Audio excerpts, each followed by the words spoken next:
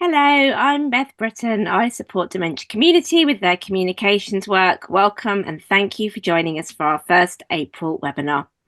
Before we get into the topic for today, I just wanted to briefly explain a little more about Dementia Community.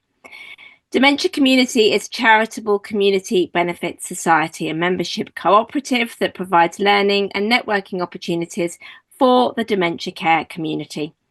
We are an independent voice and inclusive organisation aiming to help all of our members to feel connected, informed, inspired, empowered, purposeful and engaged in co-produced changes that improve everyone's experiences of dementia, both in care and in wider society. This webinar is just one of the many ways in which we do this. Community members own a £1 community share in Dementia Community, and membership is open to everyone.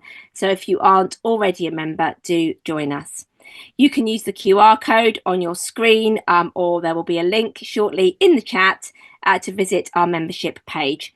If you're having any difficulties in joining Dementia Community, please do message myself or David on the Dementia Community tab there, and we will aim to help. I'd also like to highlight a really exciting opportunity to join us in person on Tuesday, the 3rd of June at M.Ed, Bristol for our Creative Dementia Arts for Health and Wellbeing conference. This is a one-day event showcasing best practice in working with people living with dementia using creative arts. Please use the QR code on the screen or the link that will shortly be in the chat to find out more information, and we look forward to seeing you there.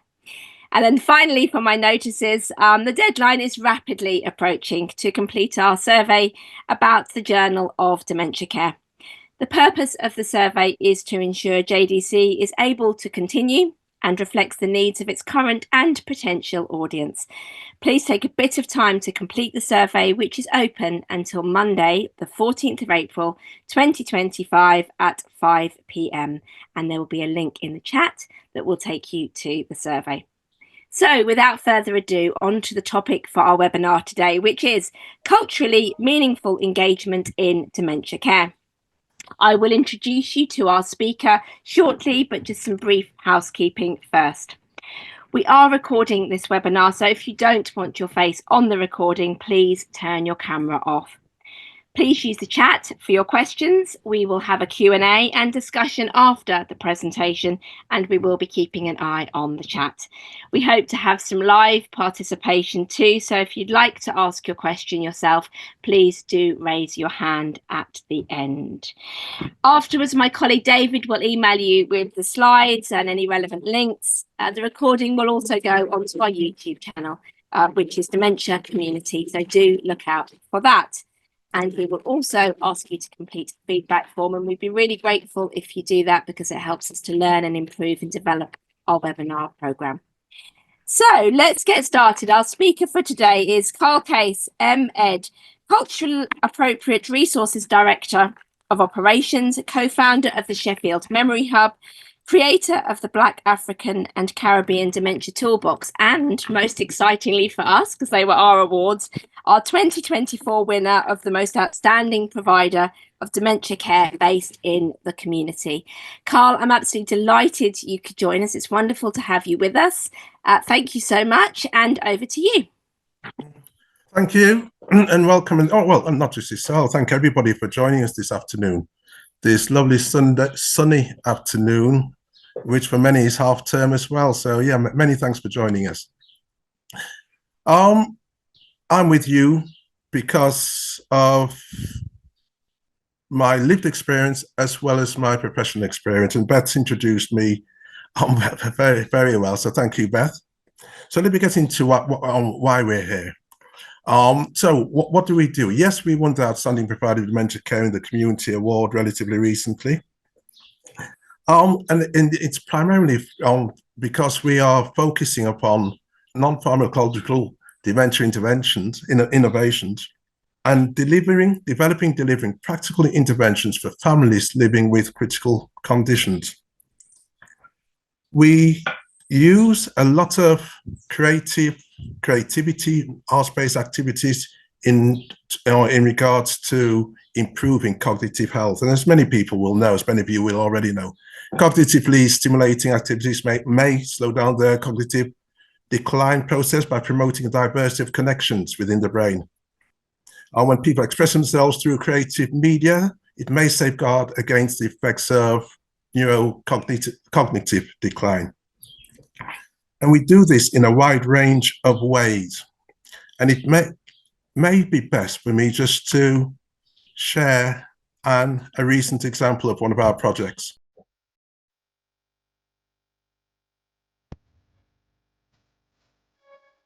My name is Dr. Ayokunmi Ojebode. I'm a member of the Institute for Mental Health Studies, Nottingham. I've worked across different organizations advocating for people with dementia, especially from the ethnic communities in the UK.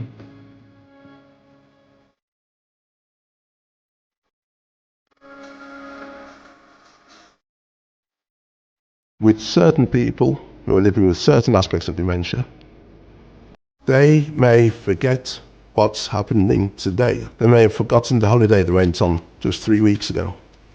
But for many, when it comes to their memories from back in the day, they are really, really acute. They are, once again, the storyteller, and people are listening to them. They're sharing information, enabling them to reminisce, enabling them to be returned to the pedestal of the storyteller is so constructive in so many ways.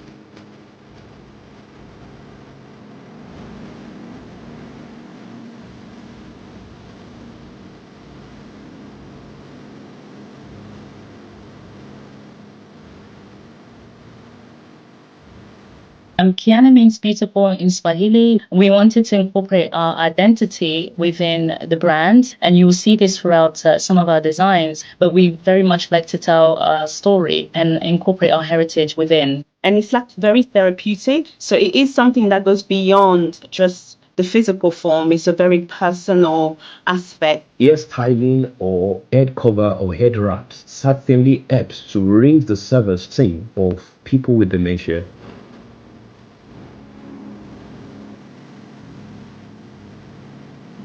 Once one has access to the appropriate resources, the care worker can engage in meaningful engagement. It's not rocket science. And it's something which we are doing within the Memory Hub from an African Caribbean perspective, because there's hymns and songs and stories, etc., which are in our genes. When we were born and we heard it from our elders, etc., which we relate to, and we just click just like that.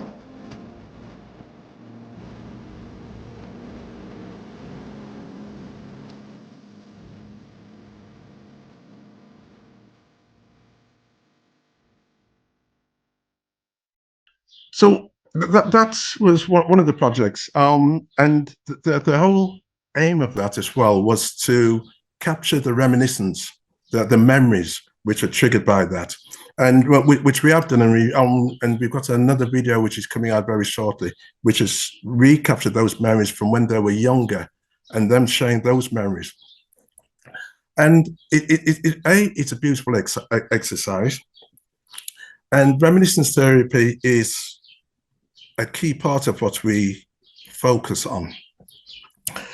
Some people ask us, well, why do we focus upon, why are we specifically focused upon, or primarily focus on people of Black, African, and African Caribbean? We touched upon it slightly in that video about the disproportionality in regards to the unhealthy relationship that dementia has with people of African descent. And it is deeply unjust that some groups of people have significantly worse experience of health and care than others.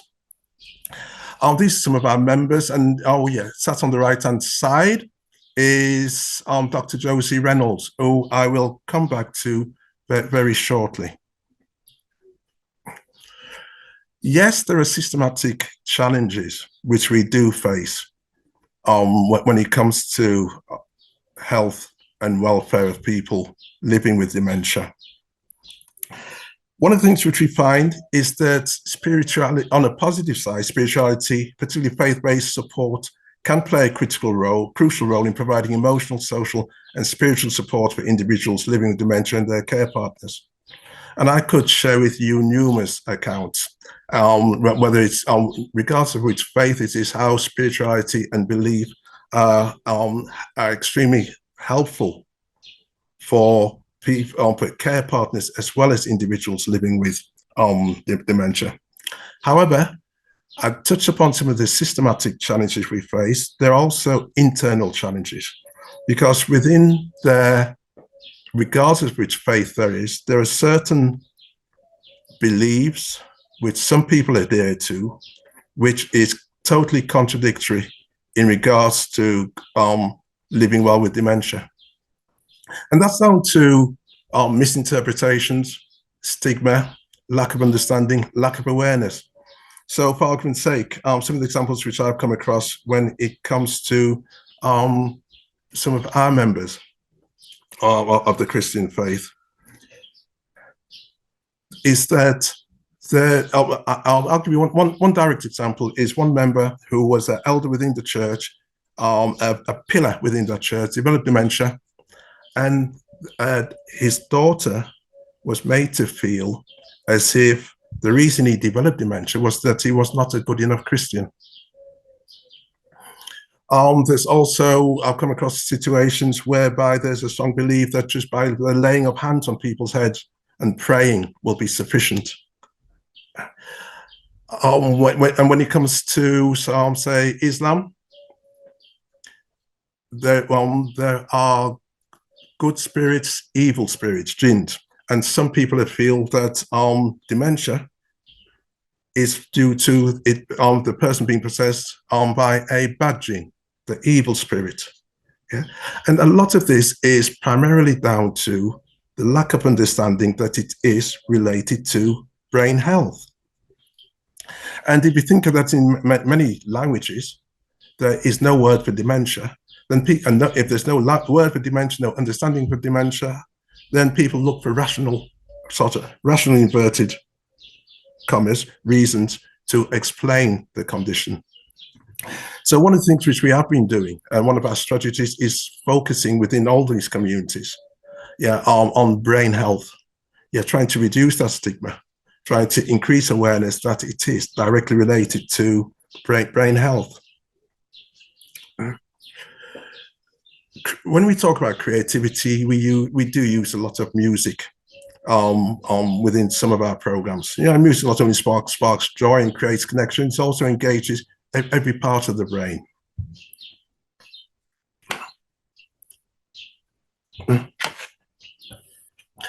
It is deeply unjust that some groups of people do have significantly worse experiences of health and care than others.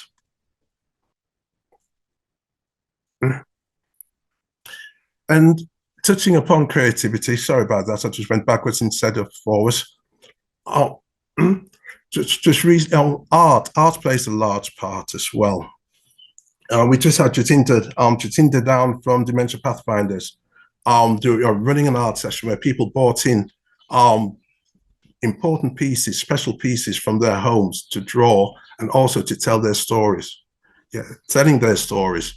We're recording these stories, and once again, these are resources which are used not just for our members. These are resources which we're going to be openly use and share, because at times when people are traveling through this journey, families are going through this dementia journey, they feel alone, and especially if they're from minoritized communities, they may well know nobody else who's gone through this journey. They may have no access to any resources, and that's why we're developing a broad range of video resources as well as additional resources. Where we're focusing on reframing dementia.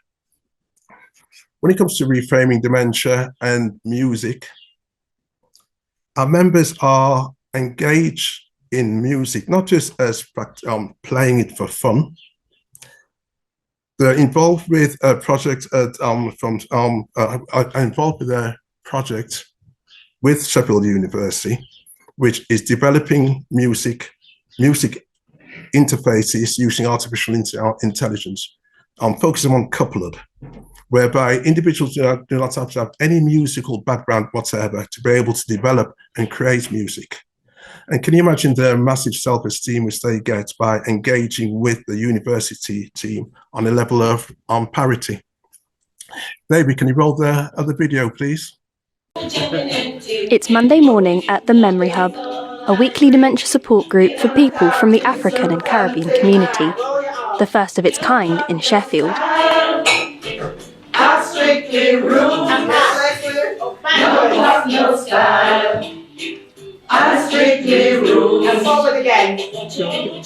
Today, Michael Neocleus from the music department at the University of Sheffield is showcasing his instrument designed specifically for people living with dementia. And now you can play. Music can benefit people with dementia in a number of different ways. So it can either help sort of rekindle memories and provide opportunities for conversations with loved ones and talking about the past, and in a way reconnecting to oneself. At the same time, if we're engaged in new music experiences, music has the opportunity to awaken bits of ourselves that are not based on memory, but based in the moment. It has the potential to create meaningful moments. The members of the Sheffield Memory Hub are key to the whole process of developing and designing. So they're not just product testing, but they are co-creating with me different features and operations. What the music departments are developing, they're developing new instruments. New instruments whereby you do not have to have a musical background in order to be able to engage with them and to create music.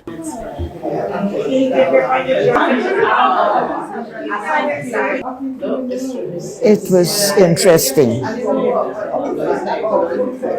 It has added something else to life.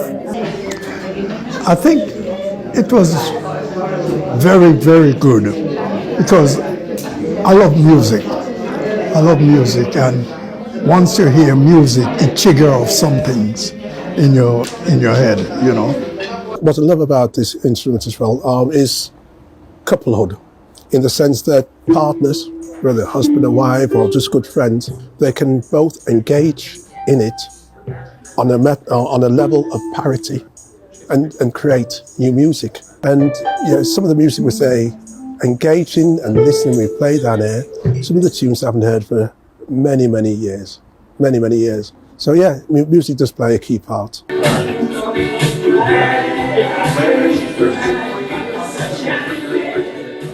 Arms out.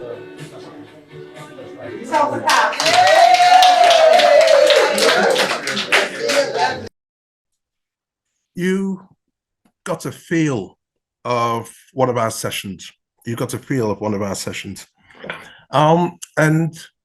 we developed the Memory Hub because there are, in fact, 4 out of the 5 facilitators who are co-founders. We'd all been on a similar journey where we'd lost one parent, some of us lost both parents as a result of dementia. And that's the reason why we realized there was a need for such a resource here in Sheffield, as well as up and down the country. I mean, there are so few. When my mother-in-law developed dementia, which is living with dementia, she had one very good care worker, Anna, who happened to be Polish, who was at one of the care centres, one of the daycare centres. And one of the things we realised, and I didn't realise that it was person-centred care, but she was absolutely brilliant to person-centred care. But one of the things we realised was that she couldn't connect or trigger any of Ma's earlier life. And when I say earlier life, she spent the first 22, 23 years in Jamaica. Yeah, those early formative years. And they just she couldn't trigger any of those memories. However, when so there's that bridge, not just which Anna had, so many other people had faced that cultural bridge, that cultural divide. when Mars was at home with myself, I used to go through a lot of my old photo albums and postcard albums, because when I was younger, I used to collect a lot of postcards from Africa and the Caribbean. So I've got albums of vintage postcards, and when I used to show Mars those vintage postcards, she used to come alive once again. Yeah, she used to be restored to the pedestal of storyteller.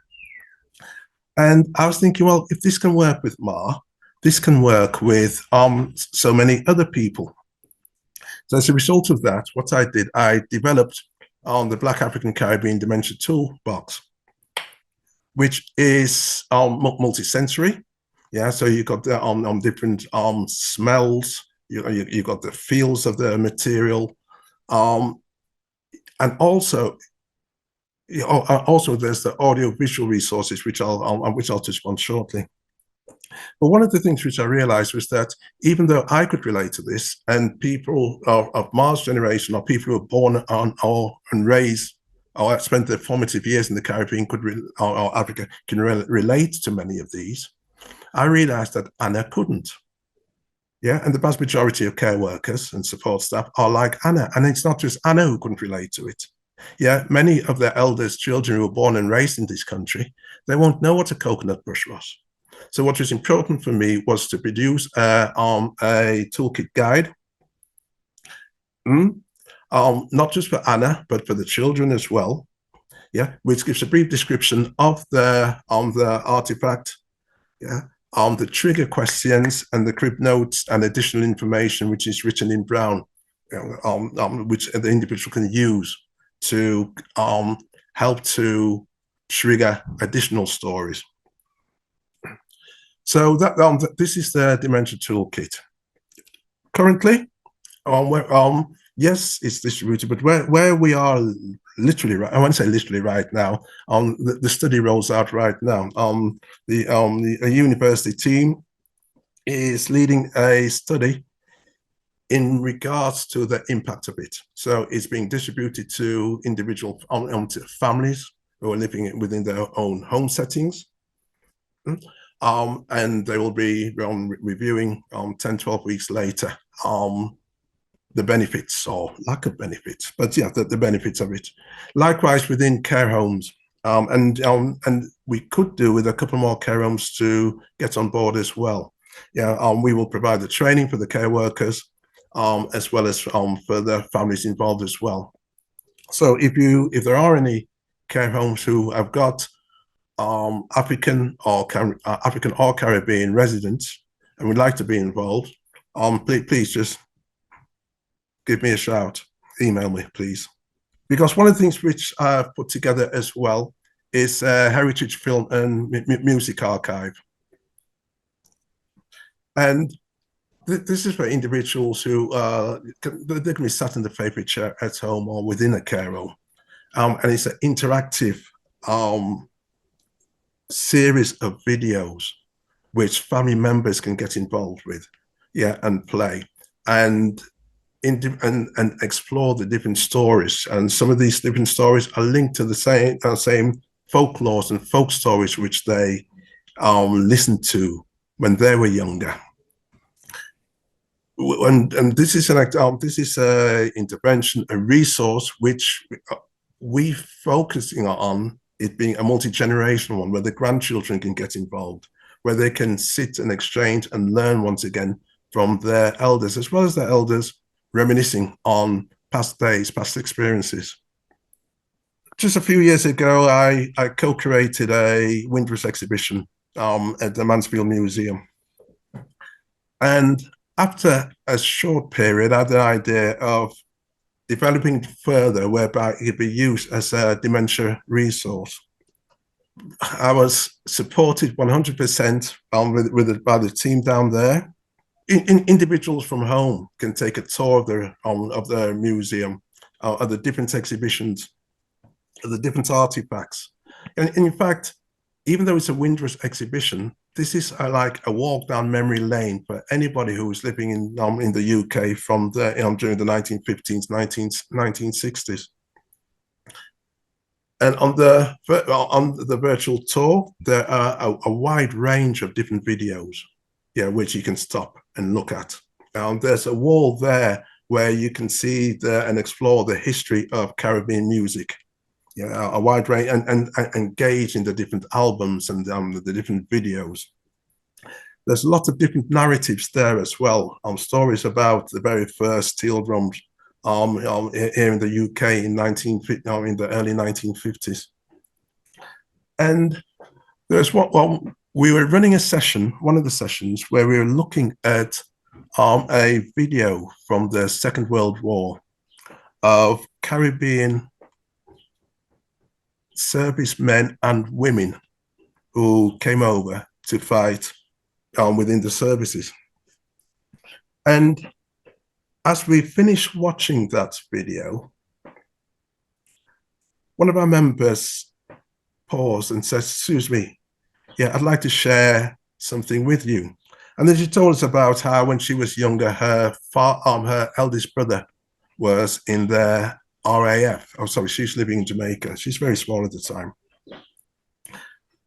And she said she'd like to sing us a song, because this was the song which her mother always used to sing to her at night, or frequently used to sing with her at night time. And let me just see if I can play this for you. So I was going to sing this song, The War. It's entitled The War, as you can probably tell. Oh, listen. When the war broke out in Belgium and the Germans won the away, and they called for New Zealand, boy, it's going to fight today. Send for the army and the navy, send down the romping files, send down the army of the whole brigade to set whole England free. Send for Australia, New Zealand and Canadian, but for God's sake, don't send me.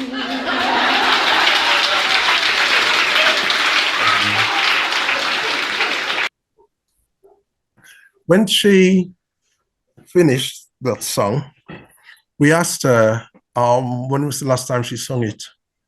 And she said the last time she'd sung it was when she was a child. She had totally forgotten about it until she saw one of those videos, which triggered the memory. Yeah, the power of reminiscence therapy. What was interesting was that her children had not realized that they had an uncle who'd fought in the RAF in the Second World War. There is so much value when it comes to reminiscence therapy, and the crucial thing as well, individuals recording those stories. Yeah, these are all parts of the life stories, and families recording those the key aspects of their stories as well.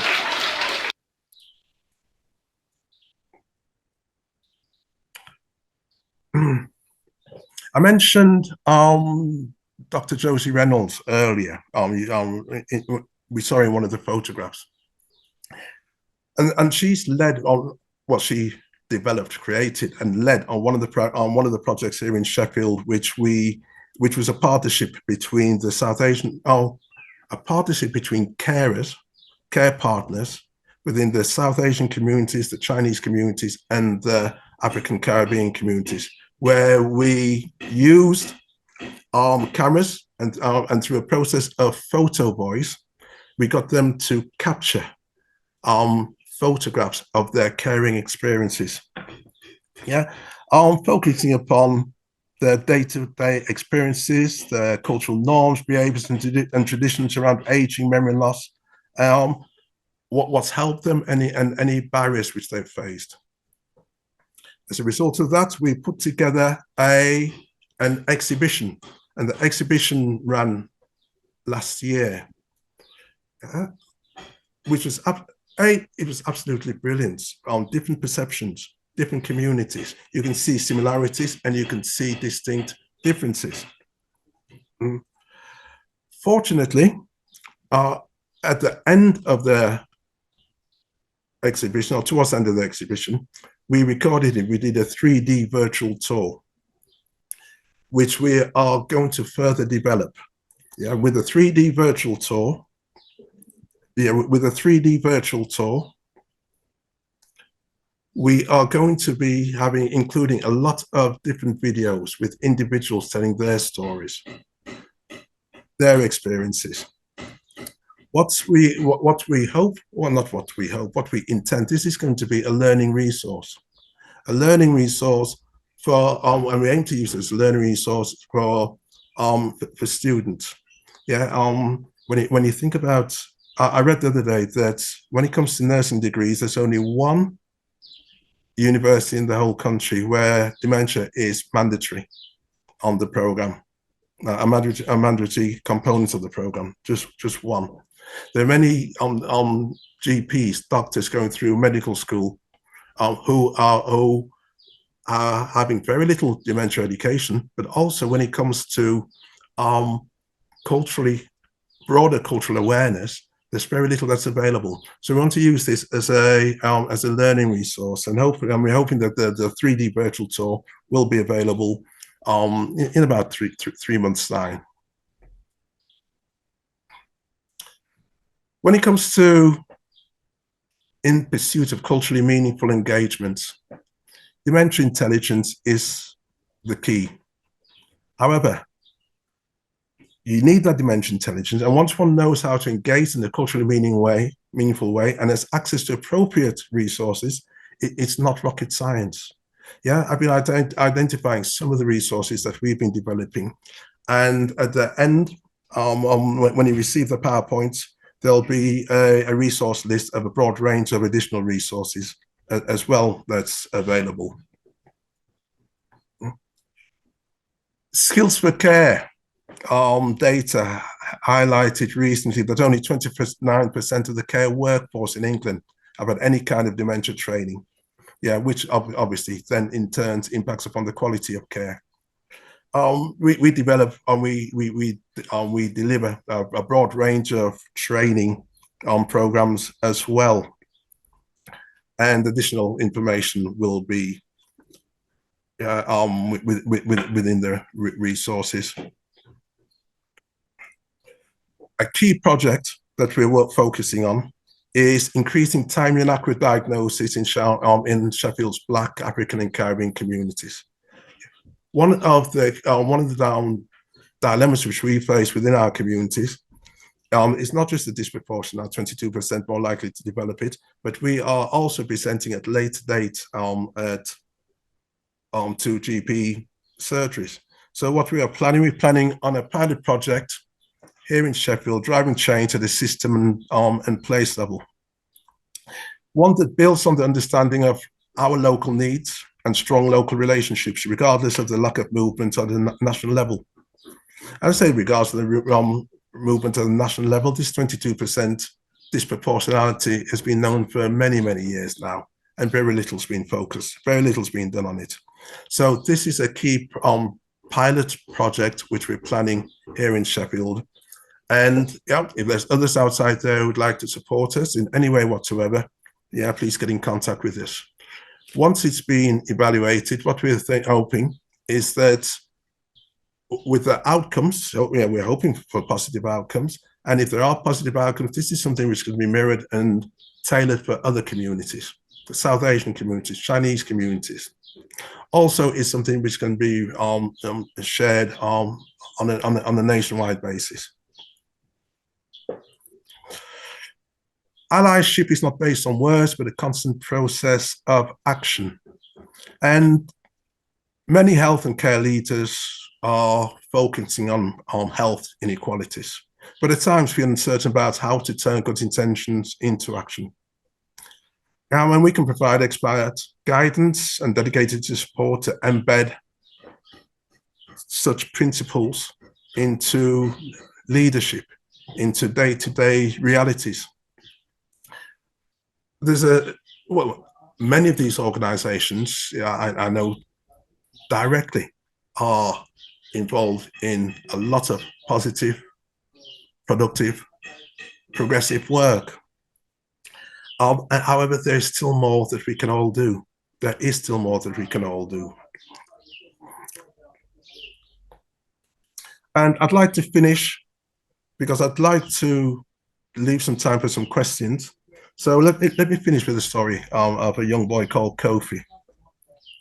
Yeah, there's a young boy called Kofi. Back in the day, lived in a village in the Shanti region in Ghana. And up on the hill lived a very wise elder.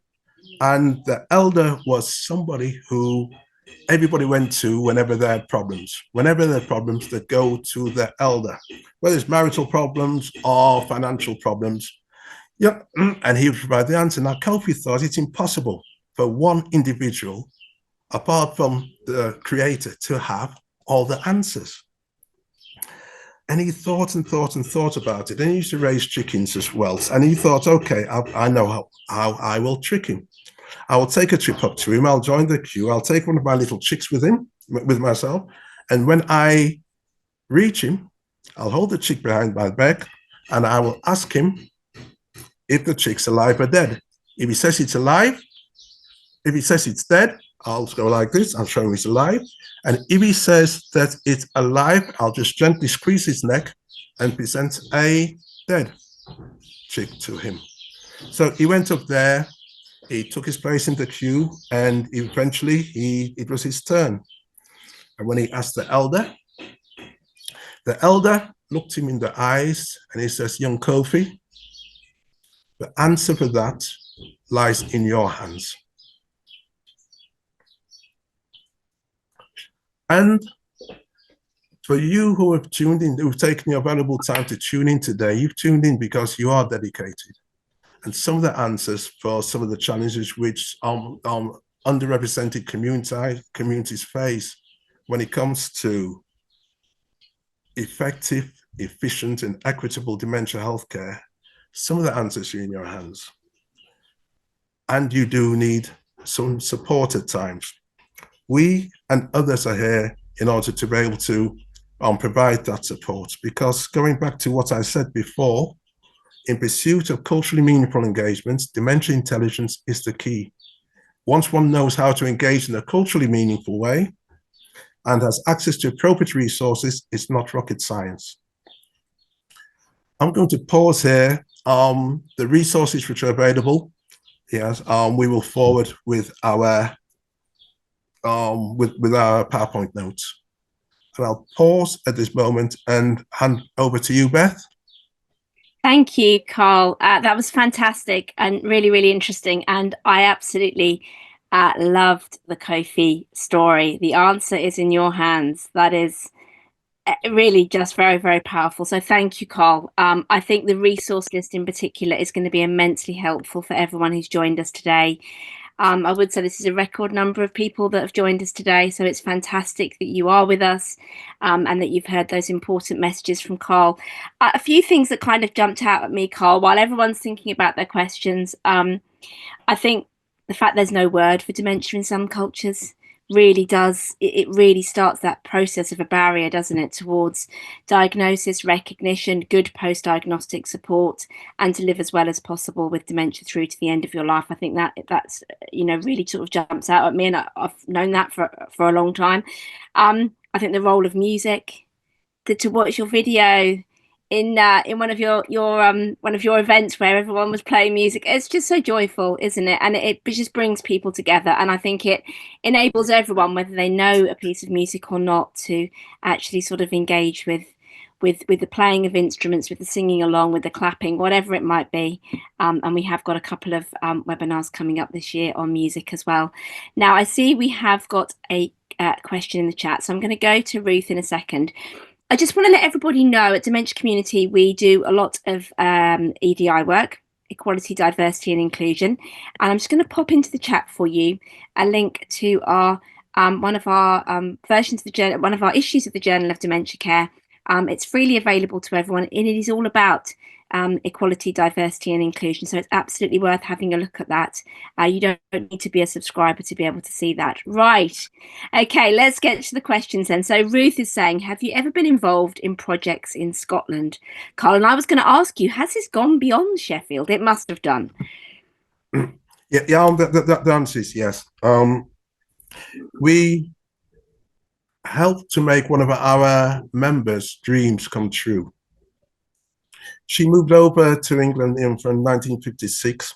Many people thought that she moved directly to Sheffield, but she moved to Stirling in Scotland. She worked as a chambermaid in Scotland. She left there in 1958 to come to Sheffield and never returned. So making a dream come true, we filmed a journey of return and discovery where she returned back to the very same hotel where she worked as a chambermaid, receiving VIP treatment there, but also we linked up with some of the local dementia groups there, and we had a joint session with them, where we were also sharing the cultural heritage links between Scotland and Barbados, where she came from. As a result of that, we've got a lot of links with groups up in Scotland. So yes, and we may well be going up. There's a big festival, Dementia Cultural Festival, June, July time, which we may be coming up to as well. We covered the Stirling story. It's just so the film, honestly, please everybody go have a look at it. We covered it on Dementia Community News. I've put the link in the chat so you can go and have a look at what went on, because it was beautiful. That the return of that lady to Stirling was just lovely. So quite a few people are saying they're going to reach out to you, Carl. So Jenny is going to do that. She works for Sheffield Health and Social Care NHS Foundation Trust. Victoria, likewise, she'd love to get more information and resources to help minority communities. The presentation was brilliant, and absolutely Carl is going to share via David with all of you a resources list, which I think will be incredibly helpful. Kate says, thank you, Carl, and for your pioneering work. There is a Reminiscence Art training available on the 5th and 6th of June. The European Reminiscence Network providing a training course and apprenticeship scheme in reminiscence arts and dementia care. And you talked a lot about reminiscence, didn't you, Carl? And I love the toolbox. How far and wide has the toolbox travelled? You know, where's it been? It's care homes, individual families. Individual families. Oh, yeah, sorry, up and down the country. Yeah, individual families up and down the country, and care homes up and down the country. The study which is taking place this month, starting this month, that's UK based from Bristol, London, up north where we are. So, I'm based up in Sheffield. It's mainly, well, it is currently only in England, but north, south, east, and west. So it's been all over the place. It's not just in Sheffield. To get hold of the toolbox, do I get in touch with you? What do I do? I don't personally need it, but people in the audience might want it. On the Cultural Appropriate Resources website. Okay, super. Thank you. Rosie, you've got your hand up. Hiya, Carl. Firstly, that was really informative. So thank you for sharing all this information. So I'm actually a social worker. I'm based in Southwark. So I work for the Borough of Southwark. I work in the hospital discharge team. So I'm based at Guy's and St Thomas's Hospital. Obviously, Southwark is a very diverse borough. We have a lot of African and Caribbean communities living there. I'm often working with people who have dementia. That's a lot of my work in terms of the adult social work that I do. And I saw one of the care homes, like the kind of umbrella care home companies that you work with, HC1. Is that correct? Okay, HC1, we have connections with. Yes, okay. Especially with their dementia lead. Okay, because I was thinking more, because one of the homes, Tower Bridge, they come under that umbrella, and I think it would be quite interesting to kind of see, because the toolbox would definitely be relevant to the people that are living there, the adults that are living there. Certainly people that I've supported moving to there. So I was just, my question is how, so in terms of accessing the toolbox, is there a link to kind of get that? Yes. The link will be included in the resource list. Okay. But coming specifically what you mentioned, Tower Bridge. Yeah. Is the care home there called Tower Bridge? Yeah. Okay, right. Okay. Link with me directly. Okay. Yeah, I know the dementia lead, IC1, very well. Okay, amazing. That would be really We can good. see what we can do, okay? Perfect. Thank you. Great. Cheers. There is Thank you, Rosie. link in chat. There is a link in the chat as well to Carl's website where you can go and find out more about the Toolbox as well. So, next question from Melissa. She says, are you campaigning for changes to the memory test? There are many culturally sensitive questions in the test which are quite wrong. Yes. Yes, yes, yes, yes, yes. Yes, yes, yes, yes, yes. Yeah. We don't know where to start. We're with you 100%. Yeah. And yeah, we are campaigning. Yes. We are raising it. Yeah. Here in Sheffield and elsewhere. And we are looking at other tests as well. Sheffield University has introduced another test called CognoSpeak, yeah, which they've trialed also with a lot of minoritized communities. Yeah, so it's going to be interesting to see how that develops. But you've raised a very valid point, yes, into regards to some of the memory tests are not culturally sensitive in so many ways. Yeah, and I agree with you 100%. Thank you, Carl. So Josie did reply to Melissa, but I wanted to get your answer as well. Josie said, there's a lot of research going into developing new technologies and tests to avoid the need to use the existing memory tests as they are so culturally inaccurate, as you've just said. One example from Sheffield, which is working very hard to ensure cultural equity, is CognoSpeak. But I wanted to see what you wanted to say as well. So lots more thanks as well. People saying they enjoyed the Mansfield Museum exhibition. I'm going to come to the people with their hands up in a second, but just one more question from the chat for now. Do you know of any other museums or exhibitions that are hoping to do this? So Rosalind is talking, should I especially enjoy the Mansfield Museum exhibition being used as a reminiscence resource? And do you know of any others, basically? Right. This is what really irritates me, yeah, is that museums should be made focus on becoming more accessible.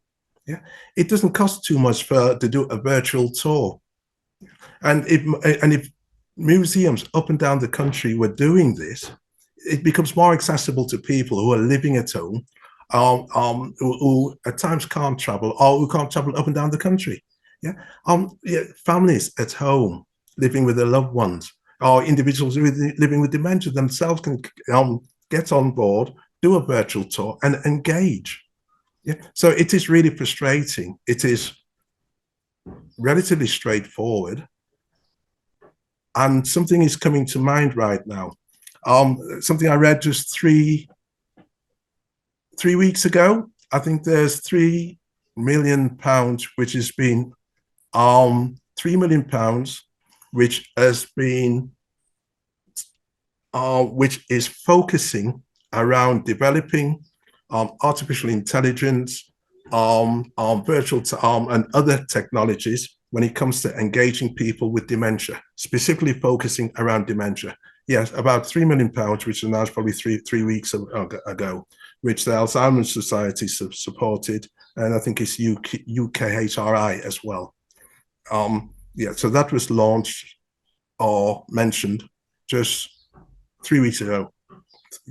Yeah, focusing around and aspects of this we're focusing around what's just been mentioned, or further developing what's just been mentioned. Thank you, Carl. So let's go to Fadil. I hope I've said your name correctly. Fadil, would you like to ask Carl a question? Yes, thank you for the time. First of all, I think I'm a bit different from everyone. I come from Indonesia. In here, there is a reverse problem here. For example, like you said that there are some culture that doesn't have definition for dementia, but this one in Indonesia is a bit a reverse. There is people call dementia is basically in Indonesia it's called pikun, and in that culture, people like to say, oh, you get old and then you get pikun, you get older and basically you get dementia. And I keep saying it's not like that, but at the same times, culturally, dementia is basically, it's counted as normal, you get old and you get dementia. And what's your take in this? I think, what about the culture where it's normalized to be having dementia in the first place? I think Okay. that's my question. Okay, yeah. And what you highlighted from back home is something we see in so many other cultures as well, where it's just perceived to be part of the normal aging process. Yeah, it's perceived to be part of the normal aging process. In the Caribbean, we call it forgetfulness. Yeah, it's there's a term, forgetfulness, and it's just part of the in inverted commas, part of the normal aging process. Yeah, and that's why earlier on I mentioned about the phrase brain health, and the notion brain health, that people, regardless of which culture they're from, need to realize that it is directly related to brain health, and it is totally different from the normal aging process. So I understand exactly what you, I believe I understand exactly what you're saying, and where you're coming from, because I see aspects of I see that in our culture, African Caribbean cultures, and many other cultures. Yeah, white British cultures will see it as just part of their normal part of the aging process, as opposed to a distinct, a condition which has got distinct causes. And that's one of the really big challenges, isn't it? Is a lot of people will say, oh, well, it's just getting older. And I think that as you say, Carl, cross-culturally, that's a really big challenge in many different countries of the world and many different cultures. Dorcas, you've had your hand up a while. Thank you for being so patient. Would you like to ask your question? Yeah, thank you so much, Carl. I apologize. I actually attended late. I had another meeting, so I'm not sure whether you cover this or not, but I'm doing a project in cultural stimulation therapy, trying to culturally adapt it for population in Bristol. I'm wondering whether whether the resources on your website would be helpful in terms of culturally adapting cultural CST. Whether you know of any other resources that could help with a culturally adapted CSD, because currently one does not actually exist, like for Afro-Caribbean communities. But I know. Yeah, the toolkit would, yes, because it's not just the physical objects. There's the online resources as well. Okay. And you mentioned Bristol. We should be coming down to Bristol on the end of the month. So I'll email you. Oh, yes, we might be able to link up. And also something which Beth mentioned. You missed. Beth mentioned about the arts and creativity conference that's taking place down in Bristol beginning of June. Is that not true, Beth? It is, yeah. It's the 3rd of June. Right. We're running it. There is a link that was in the chat right at the very beginning, Dolores, but you've probably missed it. So let me pop that back in for you. Yeah. Just to let everybody know, we are just going to carry on for another couple of minutes, just because I'm aware that we did start a little bit late. We've had some technical difficulties today, which I do apologise for. So if you can stick around, we're going to hang around for a little bit longer, just to try and make sure everyone has had a chance to ask their questions. So that's the link to our one-day conference in Bristol. So hopefully, Dolores, possibly end of May, and hopefully June as well. Yeah, I'll also email you. Thank you very much. Okay. Dolores, we did also run a webinar around CST last year. So it'd be worth going and having a look on our YouTube channel, Dementia Community, and you will find, and you could also contact the presenters of that as well if you want. Fantastic. Thank you so much. Okay, thank you, Dolores. So we are rattling through. I've got lots and lots of thank yous in the chat, Carl. Absolutely loads. People have really enjoyed your session, and lots of people saying they're going to contact you for various different reasons, which I won't go into now. Amina, you're going to be our last in-person contributor of the afternoon. Would you like to ask your question? Hi everyone. Thank you very much. Thank you for all of you, and thank you for the this amazing presentation. My it's not a question; it's like a comment. I work in London, and I'm just wondering if there is any input in terms of future, maybe how we can bring awareness. In particular, I turn I hear a lot of young people sometimes. Oh, it's just in a normal, simple conversation, like someone will say to them, "Oh, are you?" This comment, like, "Are you demented?" And sometimes, you're on the street, it's a group of young people, you don't know how it really hurts me a lot because sometimes the way it's used in a very degrading way. And I, someone who has worked with the people with dementia, has, had very close personal family experience of this. You hear quite a lot this word, "Are you demented?" in a simple way, in a simple terms, like it's a normal conversation. I wonder, this has been kind of a thing that has been normalized in a simple conversation, whether in future we need to bring awareness in whether in our work or how. I think I would like to see that young people are kind of part and parcel of this, because it will affect so many people, and for them to aware that sometimes it kind of is disrespectful, and I think is degrading because people suffer from this condition. Yeah. I hear you and I feel it as well, Amina.